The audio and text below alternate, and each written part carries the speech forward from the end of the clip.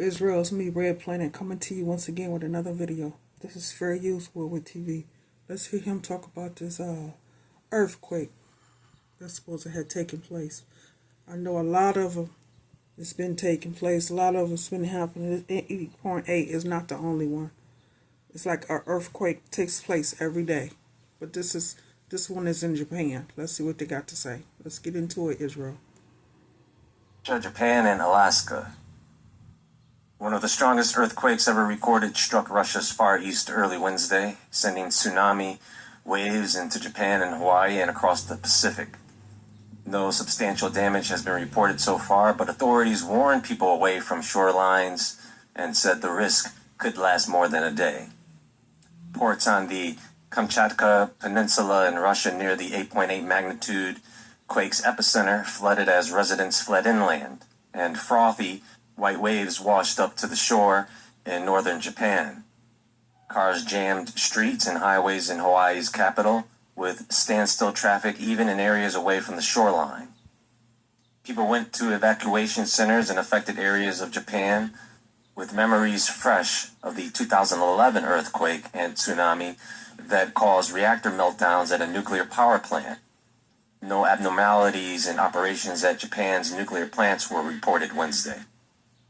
Russian authorities said several people were injured, without giving a figure. In Japan, at least one person was injured. A tsunami height of 3 to 4 meters, 10 to 13 feet, was reported in Kamchatka, 60 centimeters, 2 feet in Japan's northern island of Hokkaido, and up to 1.4 feet under 30 centimeters above tide levels were observed in Alaska's Aleutian Islands. Hawaii and Oregon warn residents of potential damage.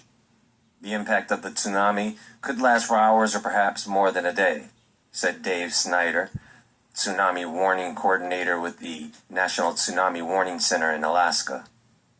A tsunami is not just one wave, he said. It's a series of powerful waves over a long period of time. Tsunamis cross the ocean at hundreds of miles an hour, as fast as a jet airplane in deep water. But when they get close to the shore, they slow down and start to pile up. And that's where the inundation problem becomes a little bit more possible there. So I have some family in Hawaii, so I was up late last night monitoring the beach cameras on a few of the islands. From what I could see, the incoming waves weren't too bad, and the reports seemed to confirm that. The reporting on this seemed to be pretty good and timely. The estimated impact time was about 50 minutes or so ahead of time, which was good because that gave people extra time. Now, in my video that I posted about the Texas flooding, I did say that we could expect something like this to happen, because in the video I posted about the California fires earlier this year, I talked about how all this would go down. We went from wind disaster, which was the hurricane in Florida, followed by the California fires, and I said in that video that we would be dealing with water disasters and then earth disasters, in that order. Because I was trying to explain how in occult rituals of the elite, they follow patterns of opportunity. And the pattern is wind, fire, water, and earth, in that order. And then the cycle repeats. Now, let me be clear. That doesn't mean they are causing these events to occur. But my point was that they would likely use these events as opportunities for their agendas. And they have several agendas, right? So I want to talk about this earthquake that hit Russia and what's happening, because there is something deeper to look at here. Because when Earth itself moves, when the ground shakes and the fire beneath erupts, it's not just a natural event. It's a signal, a moment the elite watch for, wait for, and act upon. These aren't just disasters, they're markers in a ritualistic cycle. And if history tells us anything, it's that what follows the earth is the beginning of the next cycle. Wind returns, the wheel turns, and the agenda marches forward, unless we start seeing through the pattern.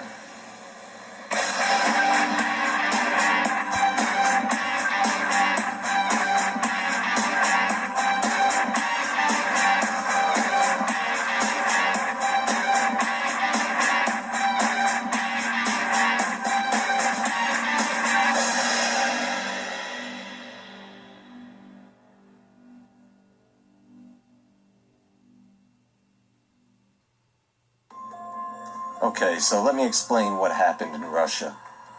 On July 29th, 2025, yesterday, a massive earthquake struck off the coast of eastern Russia near a place called Petropavlovsky-Kamchatsky. It measured 8.8 on the magnitude scale, which puts it among the largest earthquakes on Earth in modern times. To give you some perspective, this is the biggest quake the world has seen since that. So we had the one that was in Russia, 8.8. We had the one that was in Japan, 8.8. We had one that was in Hawaii. Don't know what that one was, but I'm sure it was pretty high. And we're going to continue to have them. And of course, that we have a bunch of aftershocks. Because when you when you have a earthquake, you have a lot of aftershocks. You have a lot of aftershocks, you bring on a lot of tsunamis. So that's what's taking place today on TikTok and other social media platforms. They're seeing different tsunamis that, if not happen, is getting ready to happen. And I'm quite sure, like I said in the beginning of the video, it's more earthquakes. Those just the ones that they know about. But it's one happening every day, if not all day. That quake that was 9.1 in Japan back in 2011. That's how powerful this was. Now let's break down what happened. So it's only a matter of time before the big one hits, where the it's going to be worldwide, and all of us is going to feel it, as well as the aftershocks. This earthquake was caused by something called reverse faulting, which is basically when one section of the Earth's crust gets pushed up over another. It happened in a zone where two massive tectonic plates, the Pacific Plate and the North American Plate, are constantly colliding. The Pacific Plate is slowly but forcefully pushing northwest under the North American Plate at a speed of about 80 millimeters per year, which is pretty fast in geologic terms. This collision zone is called the Kuril-Kamchatka subduction zone, and it's one of the most earthquake-prone areas in the world. Even though earthquakes like this get marked as single points on a map, in reality, the ground shifted over a huge area, about 390 kilometers long and 140 kilometers wide, not just in that little circle that you see on the map. That's like an entire region of the seafloor suddenly jerking violently. Now, this wasn't an isolated event. It was actually the latest in a series of quakes in the area. In the 10 days leading up to the 8.8 quake, there were over 50 smaller quakes above magnitude 5, including a 7.4 on July 20th, and several 6.6s. And even after this big one hit, the Earth kept shaking with at least 24 aftershocks above magnitude 5 within just a day, including a 6.9 and a 6.3, followed with a 6.4. Now, just for the record, this whole area has a long history of monster earthquakes. back in 1952, there was a 9.0 earthquake not far from where this. And if they would just leave the earth alone and not mess with it, we wouldn't have so many earthquakes, so many volcanoes erupting, so many tsunamis, so much bad weather. If they would just leave stuff alone and not bother it, we wouldn't have so many earthquakes taking place. And we all know that every time they turn on heart, this is the outcome. This is what happens. They keep having these earthquakes, and they're getting stronger and stronger to a point where they're going to just continue to happen and not stop. And they're not going to be able to control it. And then that's when they're going to run in their bunkers, trying to hide from what's taking place, because now it's out of control and they can't handle it. This recent one hit. And even earlier, in 1923, there was an 8.4 quake just a bit north. So they think this new 8.8 quake might have ruptured the final gap between those two earlier events, like closing the last segment of a dangerous fault line that had been building tension for decades. Since the 1952 quake, the tectonic plates in that area have moved about 6 meters, or about 20 feet. So in a way, this recent quake was the Earth finally releasing a lot of that built up energy all at once. And all of this comes from the USGS tectonic summary. So, Petropavlovsk.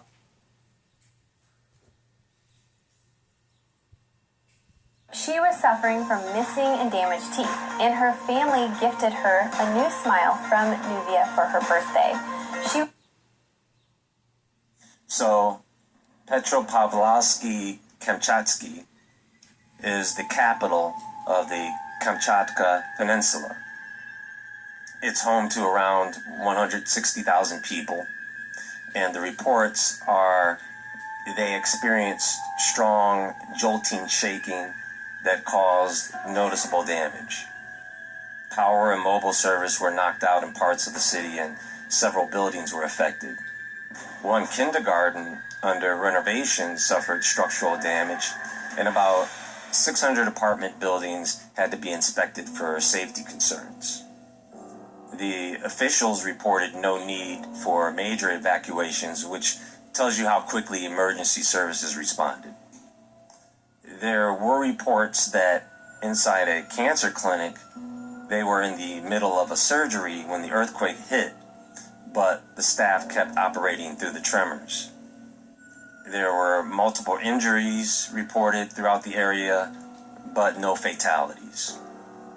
In the Kuril Islands, especially in the town of Severokurilsk, the quake triggered a tsunami that brought waves up to 4 meters, or 13 feet high, crashing into the fishing port. Boats were swept away, parts of the coastline flooded, and power was knocked out across the town. But authorities quickly responded by evacuating around 2,700 residents inland for safety. Fortunately, despite the flooding and infrastructure loss, no major structural damage was reported. Soon after this earthquake, one of the highest active volcanoes in the world erupted in the same area. You know, long before Russia explorers set foot on that peninsula, the region was home to several indigenous groups. They were heavy into shamanism. In their mythology, there is a god named Utka, the raven god, a trickster deity, but also a creator deity. He shaped the land, brought light, but at the same time caused volcanic eruptions. He was responsible for eruptions, earthquakes, shifts in the seasons. Now, there are a lot of volcanoes in that area, and the shamans believe these volcanoes were home to mountain demons. So they would perform offerings, sometimes ritual ceremonies to calm those forces. Now, given that background information, hopefully these events serve as a sign to Russia. Hopefully it will affect some of their decision making. You know that Putin positions himself as Orthodox Christian, right? Now, anyone can call themselves that, but in times like these, Russian leadership, especially under Putin, has a history of framing events through spiritual, historical, or symbolic lenses. An earthquake like this, followed by volcanic activity, could be interpreted as a cosmic warning, or omen, or divine intervention or justification for shifting war strategies, you see? Or this could be spun in such a way as to position the nation as under both spiritual and physical attack. And they would then try to encourage national unity and support for continued conflict. You see? We'll just have to wait and see what happens. But the Ring of Fire is hot right now, with multiple earthquakes and volcanic eruptions to continue. And the pattern will continue as we cycle back to air or wind, because we are in hurricane season right now. So what's next? Well, the cycle repeats itself. Anyway, that's going to be all for now, folks. We'll be back very soon, but until then, engage with this video. Click the thumbs up button for me. Leave a comment. Stay alert on these events, because we don't want to get caught off guard, especially in this different time that we're living in. Everyone have a great day, and wherever you are, always stay awake, stay aware, stay safe, and I'll talk to you all soon.